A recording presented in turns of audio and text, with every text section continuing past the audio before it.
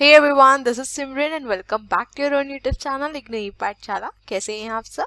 उम्मीद करती हूँ बहुत अच्छे होंगे, अपने घर में सेफ होंगे और अपनी प्रिपरेशन भी आप रेगुलर बेसिस पे कर रहे होंगे। तो जैसा कि आप लोग जानते हैं, हम डिस्कस कर रहे थे IBO 4 की unit 5 that is processing of an export order और ऑलरेडी हम इसका पार्ट 1 और पार्ट 2 कवर कर चुके हैं। तो अगर आप में से किसी ने पिछली वीडियोस को नहीं देखा है तो उनको जरूर देख लीजिएगा। अगर आप मेरे चैनल पे न्यू है तो मेरे चैनल को लाइक शेयर सब्सक्राइब करना मत भूलिएगा। बेल आइकन को भी जरूर प्रेस कर दीजिएगा ताकि मैं जब भी वीडियोस का अपलोड करूं उसका नोटिफिकेशन आपके पास जरूर जाए।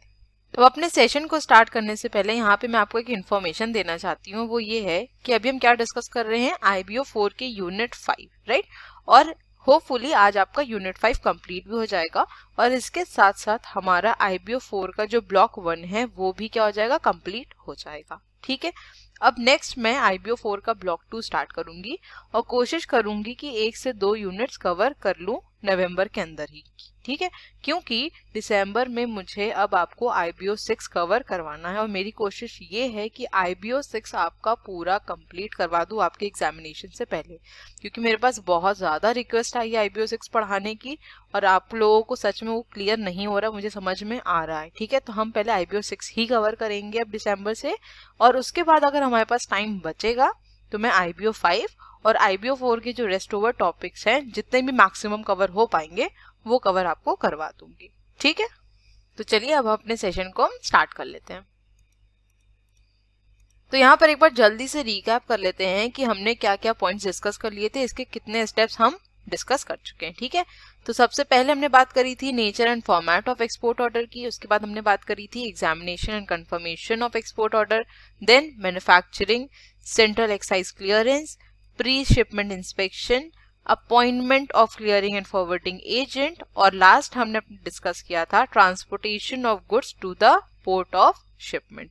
अब यहाँ पर अगर आप नोटिस करें तो प्री शिपमेंट स्टेज हम पूरी डिस्कस कर चुके हैं और कहाँ तक थी आपकी, यहाँ तक थी आपकी प्री शिपमेंट स्टेज। ठीक, अब हम डिस्कस करेंगे किसके बारे में, पोस्ट शिपमेंट स्टेज के बारे में, जिसका हम ऑलरेडी एक पॉइंट डिस्कस कर चुके हैं जो कि आपका था transportation of goods to the port of shipment. I hope आप लोगों ने वो सारे सेशंस देख लिए होंगे और मैं हर बार बोल रही हूँ कि ये आपका चैप्टर बहुत ज्यादा इंपॉर्टेंट है।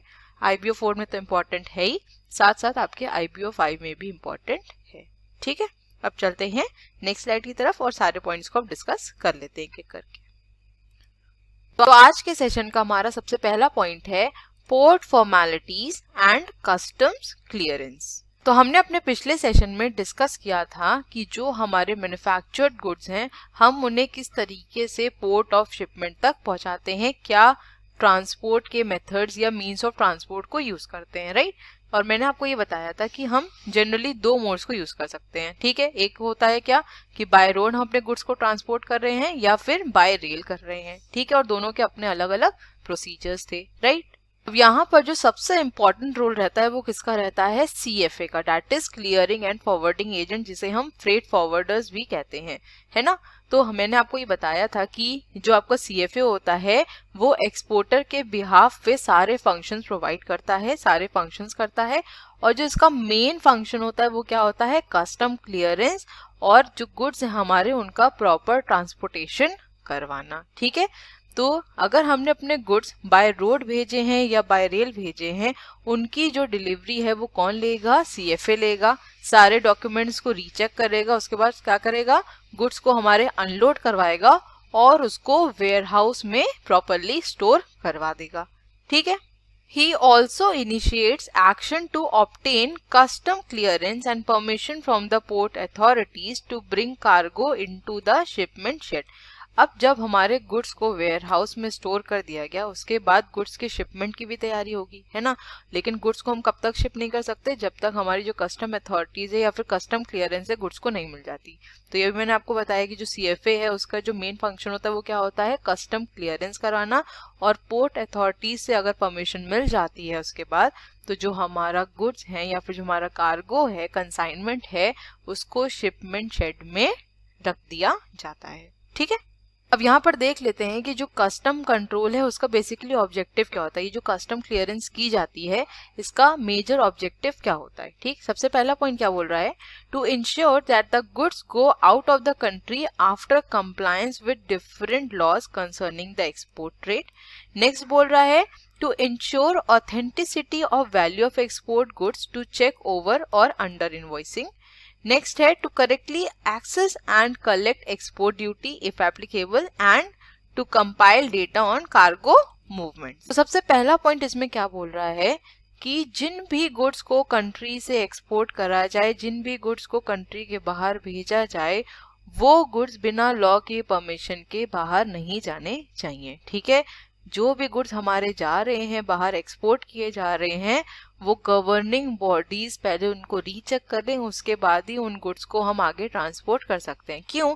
क्योंकि कुछ ऐसे प्रोडक्ट्स हैं जिनका एक्सपोर्ट प्रोहिबिटेड है, जिनका हम एक्सपोर्ट नहीं कर सकते हैं। ठीक है, तो जो भी हमारी गवर्निंग बॉडीज हैं या फिर जो भी लॉज बनाए गए हैं उसके अकॉर्डिंग ही ट्रेडिंग होनी चाहिए। ठीक है, अब नेक्स्ट पॉइंट क्या कह रहा है कि जो भी हमारा इनवॉइस तैयार हुआ, जो भी हमने डॉक्यूमेंट्स बनाए अपने एक्सपोर्ट के लिए, वो डॉक्यूमेंट में जो हमारे गुड्स की वैल्यू है वो ना ही अंडर रेटेड होनी चाहिए ना ही ओवर रेटेड होनी चाहिए। मतलब कि ऐसा ना हो कि हमने अपने गुड्स की वैल्यू बहुत ज्यादा दिखा रखी हो या फिर ऐसा ना हो कि हमने अपने गुड्स की वैल्यू बहुत कम दिखा रखी हो। कहने का सिंपल सा मतलब क्या है कि ऑथेंटिसिटी होनी चाहिए। ठीक है, जो भी हमारे डॉक्यूमेंट्स हैं वो सारे कैसे होने चाहिए, ऑथेंटिक डॉक्यूमेंट होने चाहिए, ट्रू होने चाहिए। ठीक है, अब नेक्स्ट ऑब्जेक्टिव क्या कह रहा है कि जिन भी प्रोडक्ट्स को हम एक्सपोर्ट कर रहे हैं और अगर उन प्रोडक्ट्स के ऊपर एक्सपोर्ट ड्यूटी एप्लीकेबल है तो हमें उसे प्रॉपरली कलेक्ट करना चाहिए और उसे करेक्टली एसेस करने की जरूरत है। ठीक है, यहाँ पर जो आपका लिखा है ना इफ एप्लीकेबल, ये क्यों लिखा है आपको शायद अब ये समझ में आ गया होगा, क्योंकि हमने ये पहले डिस्कस भी किया था कि गवर्नमेंट ने काफी स्टेप्स लिए हैं एक्सपोर्ट को प्रमोट करने के लिए, एक्सपोर्ट को बढ़ाने के लिए, है ना। और गवर्नमेंट का एक इम्पॉर्टेंट स्टेप ये भी था कि जो भी ड्यूटीज इम्पोज करी जाती हैं एक्सपोर्टेड प्रोडक्ट्स के ऊपर उसे रिड्यूस कर दिया जाए या फिर उसे खत्म कर दिया जाए, है ना। अगर सिंपल शब्दों में कहें तो रिबेट प्रोवाइड करती हैं। ठीक है, तो हर प्रोडक्ट के ऊपर या हर एक्सपोर्टिंग गुड्स के ऊपर एक्सपोर्ट ड्यूटी चार्ज नहीं करी जाती है। तो इसीलिए यहाँ पर लिखा है इफ एप्लीकेबल, मतलब जिन प्रोडक्ट्स हम एक्सपोर्ट कर रहे हैं अगर वो एक्सपोर्ट ड्यूटी के दायरे में आता है तो वहां पर हमें उसे कलेक्ट करना पड़ेगा। ठीक है, so for complying with these objectives the customs grant permission for export at 2 stages. Firstly, documentary checks are made at the office of the customs, that is the custom house. Secondly, physical examination of the goods is made in the shipment shed to verify that the goods being exported are the same as have been declared on the document submitted at the custom house. The document on which customs give clearance for export is the shipping bill. तो इस particular point में क्या बोल रहा है कि जो हमारी कस्टम अथॉरिटीज हैं वो 2 स्टेजेस में कस्टम क्लियरेंस प्रोवाइड करती हैं। ठीक है, अगर मैं सबसे पहली स्टेज की बात करूं तो यहाँ पर क्या बोल रहा है कि सबसे पहले डॉक्यूमेंट्स को चेक किया जाता है, उन्हें वेरीफाई किया जाता है। कहाँ पर?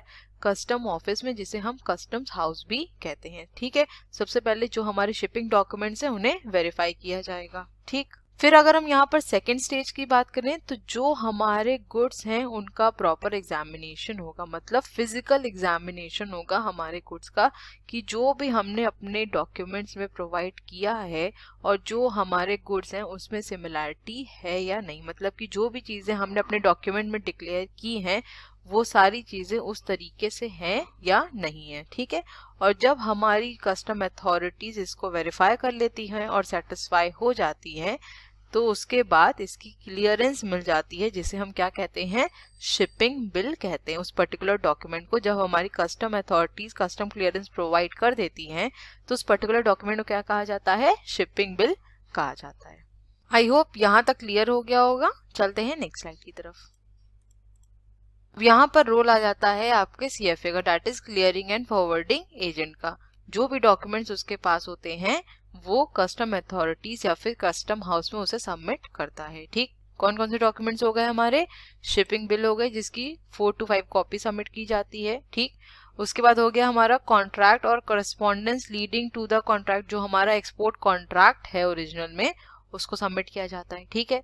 नेक्स्ट है हमारा letter of credit where applicable, ठीक, अगर लेटर ऑफ क्रेडिट है तो उसको भी क्या करा जाएगा, सबमिट किया जाएगा, ठीक है। नेक्स्ट है हमारा कमर्शियल इनवॉइस, फिर है GR form, inspection certificate, AR4 AR5 form, packing list और any other document needed by the customs. तो ये सारे डॉक्यूमेंट्स को कस्टम हाउस में सबमिट किया जाता है, इन सारे डॉक्यूमेंट्स को वेरीफाई किया जाता है। उसके बाद हमारे जो गुड्स हैं उनका फिजिकल एग्जामिनेशन होता है। अगर सब चीज़ों से सेटिस्फाइड रहते हैं कस्टम हाउस या फिर कस्टम अथॉरिटीज, उसके बाद वो शिपिंग बिल इशू कर देते हैं, ठीक है। अब इन सारे डॉक्यूमेंट्स को आपको याद ही करना पड़ेगा, ठीक है, इसका कोई भी ऑल्टरनेटिव नहीं है। लेकिन इन सारे डॉक्यूमेंट्स को मैंने काफ़ी अच्छे से एक्सप्लेन करने की कोशिश की है, तो आपको सिर्फ ये मगअप करने की ज़रूरत नहीं है कि इसमें ये आता है इसमें वो आता है। अब आपको पता है कि पर्टिकुलर डॉक्यूमेंट क्यों लग रहा है ना, उसकी वजह भी पता है। तो अगर लिखना चाहेंगे तो अगर वो भी लिख देंगे ना तो वो एडेड बेनिफिट होगा। लेकिन मैं ये नहीं कहूँगी कि आप उतना ज़्यादा डिटेल में जाएं, क्योंकि पेपर में इतना ज़्यादा टाइम नहीं रहता है, ठीक है। तो इन सब डॉक्यूमेंट्स को अच्छे से पढ़ लीजिए, क्योंकि हर एक डॉक्यूमेंट के बारे में मैंने आपको बताया है कि ये क्यों यूज़ होता है, इसका क्या यूसेज है और इसको आगे कस्टम अथॉरिटीज़ क्यों मांगती हैं, ठीक है। अब चलते हैं नेक्स्ट स्लाइड की तरफ। Now the customs appraiser or examiner examines these documents and appraises the value having regard to the following considerations. सबसे पहला पॉइंट क्या है, that the value and the quantity declared in the shipping bill is the same as in the export order or the letter of credit. तो जो भी हमारी custom authorities के examiner हैं वो जब हमारे गुड्स को या फिर हमारे डॉक्यूमेंट्स को एग्जामिन कर रहे हैं तो वो उसकी वैल्यू को भी चेक करते हैं, ठीक है। और इस वैल्यू को कैसे क्रॉस चेक किया जाता है, जो भी क्वांटिटी जो भी वैल्यू हमने शिपिंग बिल में डिक्लेयर कर रखी है वो किससे मैच होनी चाहिए, हमारे एक्सपोर्ट ऑर्डर में जो वैल्यू लिखी है या फिर जो हमारे लेटर ऑफ क्रेडिट में जो वैल्यू मेंशन की गई है, ठीक है। नेक्स्ट पॉइंट क्या कह रहा है, that the formalities regarding exchange control, pre-shipment quality control and policies inspection etc.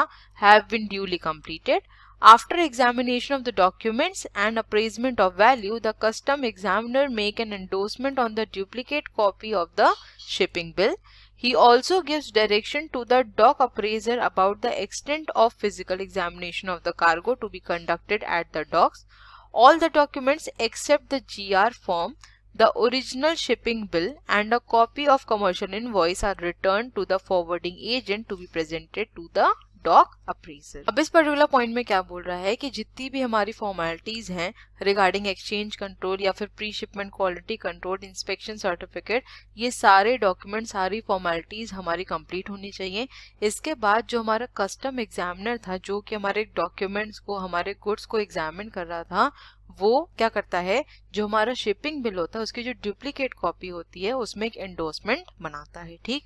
अब जो डॉक अप्रेजर है, डॉक अप्रेजर मतलब बेसिकली हम कह सकते हैं कि वो एरिया, डॉक बेसिकली क्या होता है कि वो एरिया जहाँ पर गुड्स को लोड और अनलोड किया जाता है, ठीक है। तो जो हमारा कस्टम एग्जामिनर है वो डॉक अप्रेजर को डायरेक्शंस देता है कि बताता है कि उन्होंने किस हद तक हमारे गुड्स को एग्जामिन किया है और उस डॉक अप्रेजर को कितना और एग्जामिन करने की जरूरत है, ठीक है। तो हमारे जितने भी डॉक्यूमेंट्स होते हैं एक्सेप्ट GR ओरिजिनल फॉर्म, इसको छोड़ के जो हमारा ओरिजिनल शिपिंग बिल है और जो हमारे कमर्शियल इनवॉइस की एक कॉपी है उसे किसे दे दिया जाता है, हमारे CFA को दे दिया जाता है ताकि वो डॉक अप्रेजर को ये दिखा सके। अब जो डॉक अप्रेजर है वो उन डॉक्यूमेंट्स को देखेगा, उससे उसको ये पता चलेगा कि हमारे गुड्स का एग्जामिनेशन किस हद तक हुआ है और अभी उसे फर्दर कितना एग्जामिन करने की जरूरत है, ठीक है। आई होप इतनी बात क्लियर हो गई होगी। चलते हैं नेक्स्ट स्लाइड की तरफ।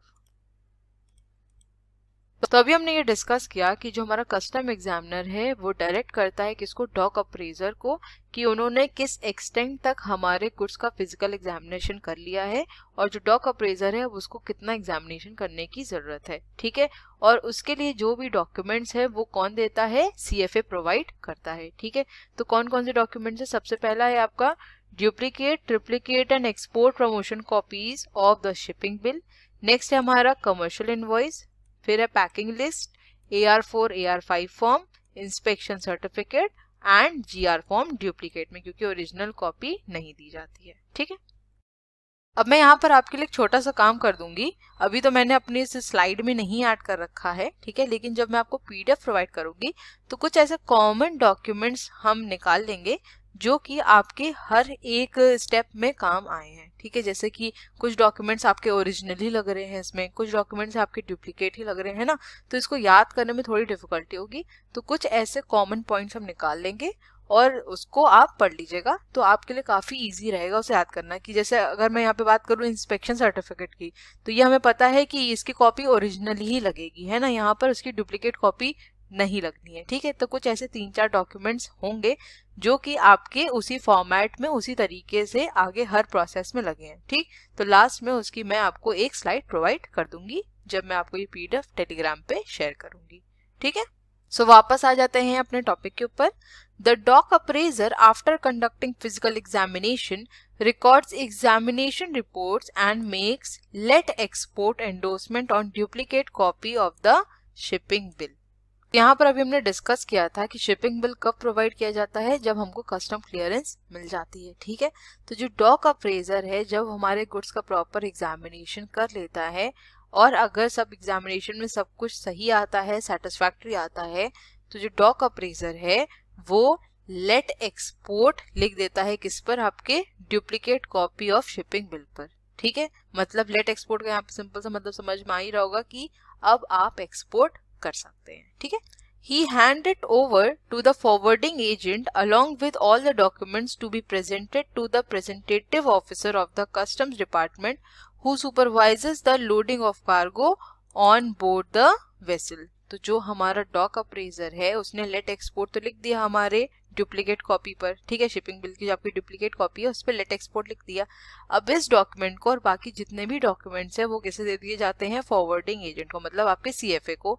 और ये जो डॉक्यूमेंट है वो किसको प्रेजेंट किया जाता है, प्रिवेंटिव ऑफिसर को। ये कहाँ का ऑफिसर होता है, हमारे कस्टम डिपार्टमेंट का होता है, जहां पर हमें अब अपने गुड्स को लोड करवाना है, ये ऑफिसर वहां पे रहता है। ठीक, अब वो ऑफिसर क्या करेगा, हमारे गुड्स को फिर से रीचेक करेगा। मतलब गुड्स को रीचेक करने का मतलब है कि जो डॉक्यूमेंट्स में जो इन्फॉर्मेशन लिखी है उसको रीचेक करेगा। ठीक है, so the preventive officer makes an endorsement let ship on the duplicate copy of the shipping bill. The duplicate copy of shipping bill is then handed over to the agent of the shipping company. This constitutes an authorization by the customs to the shipping company to accept the cargo on the vessel. So I hope अब आपको ये chain समझ में आ रही होगी। सबसे पहले देखिए क्या बोला कि जो हमारा डॉक अप्रेजर है जब उसने हमारे गुड्स का प्रॉपर फिजिकल एग्जामिनेशन कर लिया तो उसने हमारे जो शिपिंग बिल की डुप्लीकेट कॉपी है उस पर क्या लिख दिया, लेट एक्सपोर्ट की। अब आप एक्सपोर्ट कर सकते हैं। ठीक, अब ये डॉक्यूमेंट इसके साथ जो अदर डॉक्यूमेंट्स हैं ये किसको दे दिए जाते हैं, हमारे क्लियरिंग एंड फॉरवर्डिंग एजेंट को दे दिया जाता है। ठीक है, अब ये जो हमारा क्लियरिंग एंड फॉरवर्डिंग एजेंट है वो क्या करता है, अब इस डॉक्यूमेंट को किसे प्रेजेंट करता है, प्रिवेंटिव ऑफिसर को। ये ऑफिसर कहाँ खड़ा होता है, जहां पर हमें अपने गुड्स को लोड करना, मतलब जिस वेसल पे लोड करना है उससे पहले ये ऑफिसर हमारे इस डॉक्यूमेंट को रीचेक करता है। ठीक, और जब उसको रीचेक कर लेता है, सब चीज सेटिस्फैक्ट्री लगती है, तो ये प्रिवेंटिव ऑफिसर हमारे उसी डुप्लीकेट शिपिंग बिल पे क्या लिख देता है, लेट शिप, मतलब कि अब आप शिप कर सकते हैं। ठीक है, अब नेक्स्ट क्या होता है कि जो हमारी ये डुप्लीकेट कॉपी है शिपिंग बिल की वो किसे हैंड ओवर करी जाती है, शिपिंग कंपनी को। ठीक है, शिपिंग कंपनी कौन सी हुई, जो उस वेसल पे हमारे गुड्स को लोड करा रही है ना, उसको पता होना चाहिए ना कि किन गुड्स को लोड करा रही है, कैसे गुड्स हैं, तो वो उस तरीके से लोड भी करवाएगी। ठीक है, और यहाँ पर ये डॉक्यूमेंट पर्टिकुलर देने का क्या मतलब हुआ शिपिंग कंपनी को, कि शिपिंग कंपनी को यहाँ पे अथॉरिटी दी जाती है कि वो अब गुड्स को अपने वेसल पर लोड कर सकती है। ठीक, और ये मैंने आपको पहले ही बताया था कि पहले हमें शिप पर स्पेस बुक करना पड़ता है तभी हम अपने गुड्स को लोड कर सकते हैं। ठीक है, सो आई होप यहाँ तक आपको क्लियर हो गया होगा। अब चलते हैं नेक्स्ट स्लाइड की तरफ। Now, after the goods are loaded on board the vessel, the captain of the ship issues a receipt known as a mate's receipt to the shed superintendent of the port. The forwarding agent then makes a payment of the port charges and takes the delivery of mate's receipt. He presents the made receipt first to the preventive officer who records the certificate of shipment on all the copies of the shipping bill, original and duplicate copies of AR4, AR5 form. He returns the export promotion copy, a copy of drawback shipping bill, and presents the made receipts to the shipping company and requests it to issue the bill of lading, 2 to 3 negotiable and a few non-negotiable as required. अब इस particular paragraph में क्या बोल रहा है कि जब हमने अपने गुड्स को वेसल पर लोड कर दिया या फिर शिप पर लोड कर दिया, तो जो कैप्टन है शिप का वो एक रिसिप्ट को इशू करता है जो कि क्या कहलाती है, हमारी मेड्स रिसिप्ट कहलाती है। ठीक है, अब ये जो मेड्स रिसिप्ट है ये किसे दी जाती है, शेड सुप्रिटेंडेंट को दी जाती है, किसके, पोर्ट के। ठीक है, जहां पर हमने अपने गुड्स को शेड में रखा था उनको दी जाती। ठीक, अब जो हमारा फॉरवर्डिंग एजेंट है वो क्या करता है, पोर्ट चार्जेस पे करता है और ये मेड्स रिसिप्ट की डिलीवरी ले लेता है। ठीक, अब नेक्स्ट यहाँ पर क्या होता है कि जो हमारा फॉरवर्डिंग एजेंट है जिसने मेड रिसिप्ट की डिलीवरी ले ली है, तो ये मेड रिसिप्ट सबसे पहले किसको शो करता है, प्रिवेंटिव ऑफिसर को। ठीक,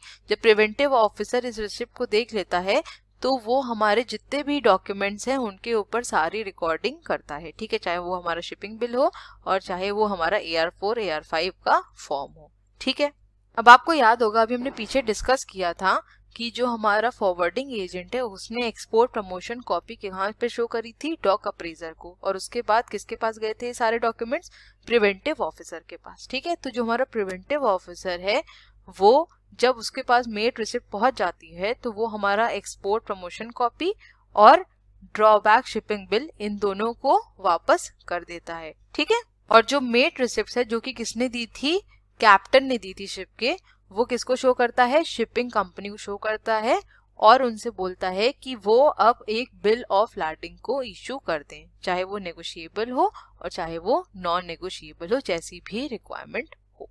ठीक है, सो आई होप आपको ये पर्टिकुलर स्टेप क्लियर हो गया होगा। काफी लेंथी था हमारा ये स्टेप, तो इसको बहुत अच्छे से पढ़िएगा। ठीक है, अब चलते हैं नेक्स्ट स्टेप की तरफ। अब नेक्स्ट स्टेप है हमारा dispatch of documents by forwarding agent to the exporter.